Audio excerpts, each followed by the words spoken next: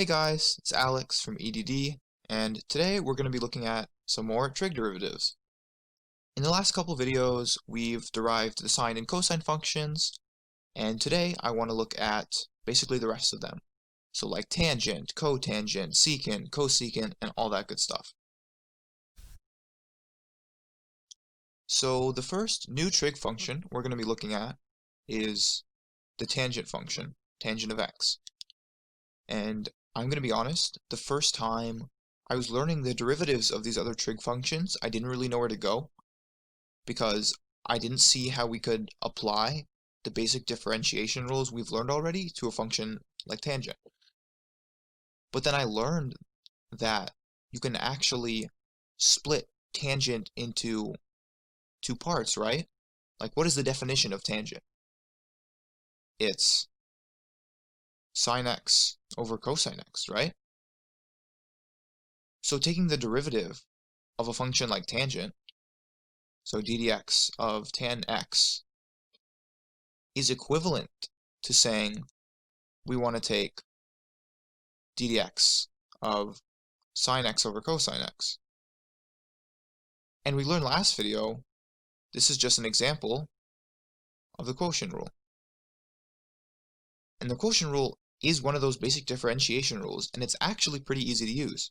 So, using the quotient rule, let's go about finding the derivative of tangent. Okay, so the first step, we identified our quotient, which is great. And if we remember the quotient rule, it's the low d high minus high d low all over low squared if low is the denominator of the function and high is the numerator. So this is just equal to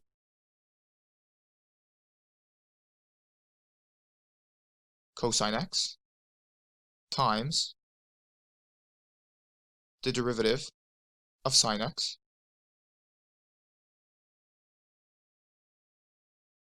minus sine x times the derivative of cosine x all over cosine x squared because it's the denominator of the original function.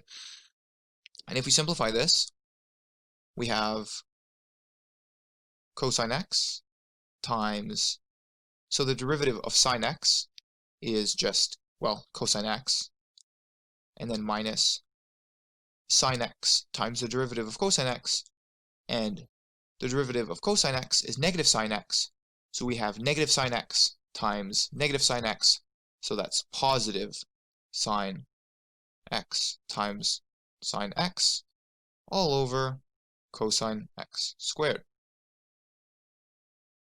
So, if we simplify this numerator here, we have cosine squared x plus sine squared x all over cosine squared x. But what is this?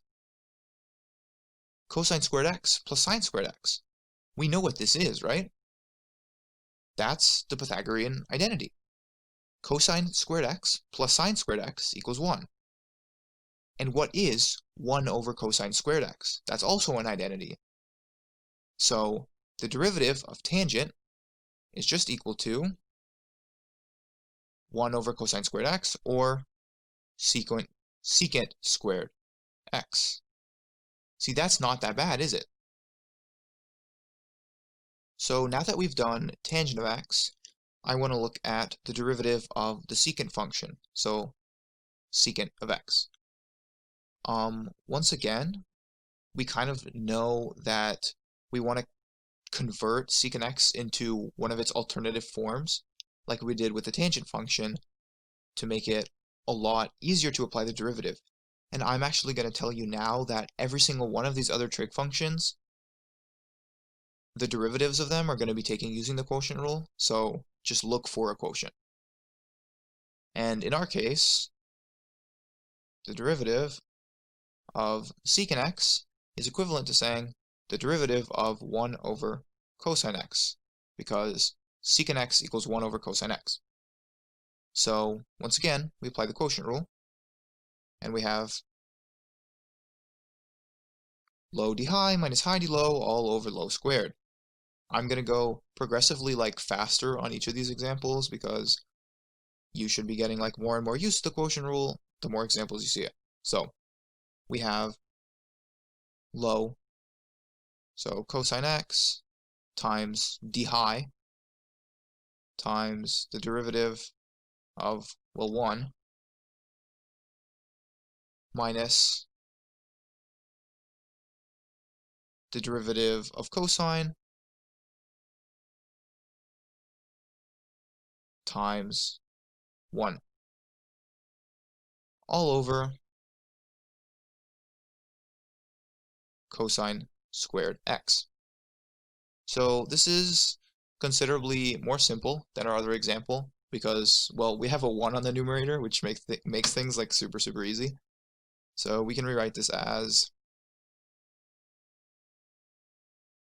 let's see, so cosine x times the derivative of 1 is just cosine x, or excuse me, no, that's completely wrong. Sorry. Cosine x times the derivative of 1 is 0, because the derivative of 1 is 0. And then minus the derivative of cosine x, which is negative sine x, times 1. These negatives cancel, they go to a plus, so we have sine x over cosine squared x.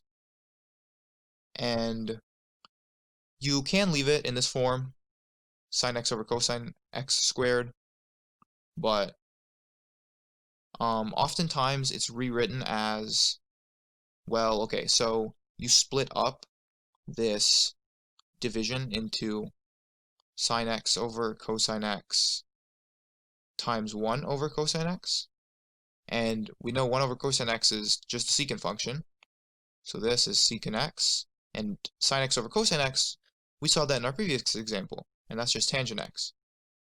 So this is, the derivative of secant is often written as secant x tangent x, but it's equivalent to any one of these forms, sine x over cosine squared x, or sine x over cosine x times 1 over cosine x. It's literally equivalent to any of these, but this is the most popularly used form. For this next example, we're going to be looking at, well, the cosecant function. So we've looked at tan x, we've looked at secant x, now we're going to be looking at cosecant x. This has pretty much become routine, so I'm just going to tell you what this is equivalent to. It's equivalent to 1 over sine x. And you might say, oh, that's kind of weird. Why is the reciprocal of cosecant x sine x and not cosine? Because cosine, cosecant, sine, secant. I don't know, man. It's low-key dumb, but that's how it's defined, so don't at me. Basically, we're just going to do the exact same thing with the quotient rule and take the derivative. So we have sine x times the derivative of 1 minus the derivative of sine x times 1 all over sine squared x. This is another pretty simple example because having the 1 cancels out a bunch of these terms. So this is just sine x times the derivative of 1, that's just 0, minus the derivative of sine x, which is cosine x, times 1, all over sine squared x. So if we simplify this, we have negative cosine x all over sine squared x. And just like with the secant example, you can leave it in this form, but it's most commonly written as negative cosecant x, co, tangent x. Both of these forms work, but this is the popular one. So I'm going to put it in yellow because yellow's pretty. Yeah, so we only have one to go, the cotangent function, so let's do that. Like I said, we're going to be looking at the cotangent function as the last trig function for today. So cotangent x, excuse me. And cotangent x can also be written as cosine x over sine x. So we want to use a quotient rule to find the derivative of this. We've basically done the exact same thing in the rest of the video, so you should be pretty used to it by now. But anyway, we have sine x. Let me change colors here. Sine x, there we go, times the derivative of cosine x minus cosine x times the derivative of sine x all over sine squared x. This is a little bit more complex than the other examples, but let's roll with it. So sine x times the derivative of cosine x. So we have sine x times negative sine x minus cosine x times sine x. That's cosine x times cosine x all over sine squared x. So this is like a decently easy cancellation, I guess. We have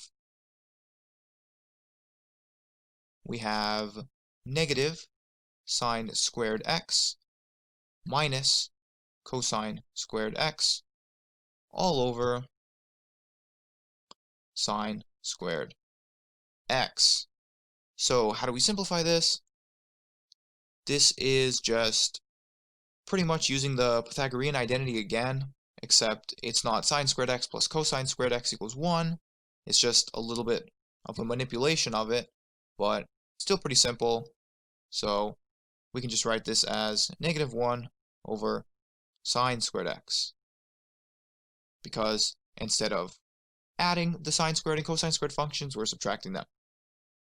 So negative 1 over sine squared x is the derivative of cotangent x, but just like every single function we've seen today, there's a more, let's say, popular term that people write it as, and that's negative cosecant squared x.